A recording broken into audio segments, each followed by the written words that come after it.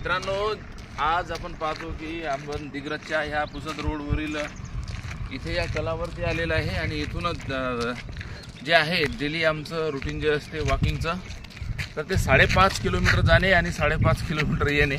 तर ह्या गोष्टी कशा शक्य होतात? तर मागील 1.5 महिन्यापासून आम्ही जे आहे ते रनिंग सुरू केलेली आहे आणि रनिंग आणि वॉकिंगमध्ये या दोन गोष्टी असतात महत्त्वाच्या. तर त्यामध्ये जर आपण यामध्ये कंटिन्यू ठेवलं तर निश्चितपणे आपल्या शारीरिकदृष्ट्या ते योग्य आहे. आणि आपण पाहतो की बरेचदा आजकाल नेटवर्क मार्केटिंग सारखं जे बरेचसे जे ग्रुप आहेत, तर ते ग्रुप आपल्या म्हणजे ते BMI करतात, बॉडी मास इंडेक्स एवढा याटो होत्या.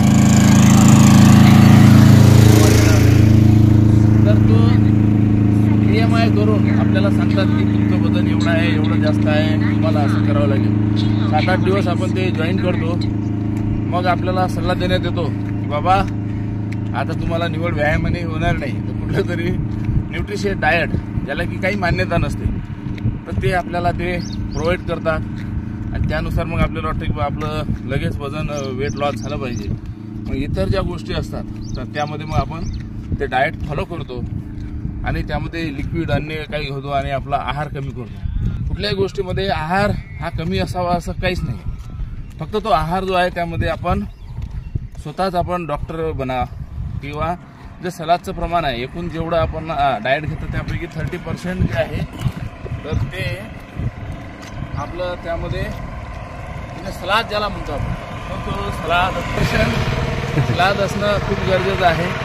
आणि रेग्युलर जर आपण एक्झरसाईज केली, निश्चितपणे आपण डाएटवरती कंट्रोल म्हणजे काय, थोडं तेलकट कमी खाणे एवढं आपल्यालाही कळतं. परंतु कुठलंही अनवॉन्टेडली आपल्या बॉडीला ॲक्सेप्ट करण्याची जी सवय आहे, पूर्वीच्या काळी आपण डाबडुबली खेळायचो, रनिंग, त्यानंतर शेतात काम करायचो, तर ह्या सगळ्या गोष्टी आज आपण पाहतो की पूर्वी आपण जे समजा डाबडुबली खेळणे, नदीत पोहणे, कुठेही पुरातही पोहत होतो आपण, तर ते आता बंद झालेलं आहे. म्हणून वॉकिंग शिवाय पर्याय नाही.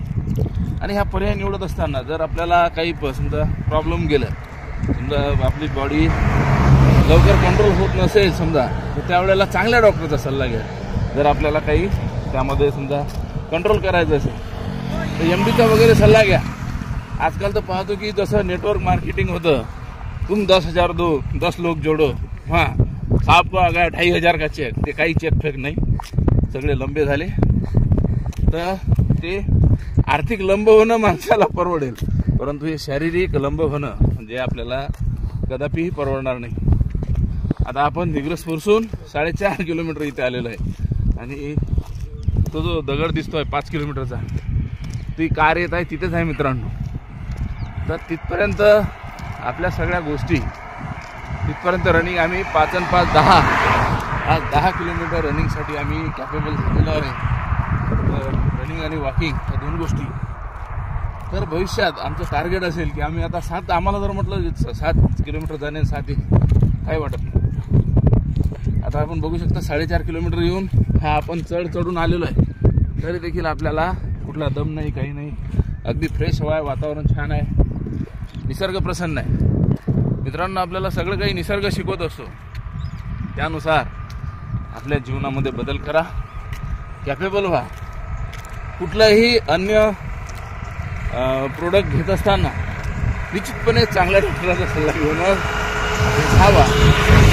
आता आपली इतकेच्या अंतरावर 5 किलोमीटरचा आपला दगड जो आहे मित्रांनो, दगड तर तो जवळ येत आहे. तेव्हा म्हणजे सेवानगरचं जे मंदिर आहे मित्रांनो, ते सेवानगर गाव पण आपल्याला दिसतं तिथे.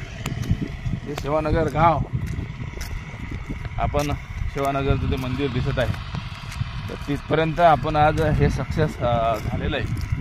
काही मित्रांचे आम्हाला त्या दिवशी फोन आले की सर तुम्ही 5च्या दगडपर्यंत गेले, तर तुम्ही अडीच गेले का? म्हटलं नाही, तो जो 5 किलोमीटरचा आपला स्टेट हायवे आहे,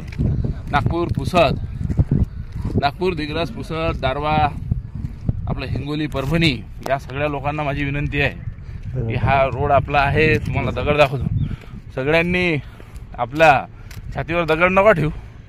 सगळ्यांनी सकाळी उठा, व्यायाम करा, एक्झरसाईज करा. आजचा हा लाईव्ह व्हिडिओ बनवण्यामागची एकच आहे, निवड आपलं आरोग्य महत्त्वाचं असतं. आजकालचे नवीन पोरं रीलसाठी व्यायाम करतात, तर तसं न करता तुम्ही अभ्यास करा, अभ्यासासोबत व्यायाम पण करा.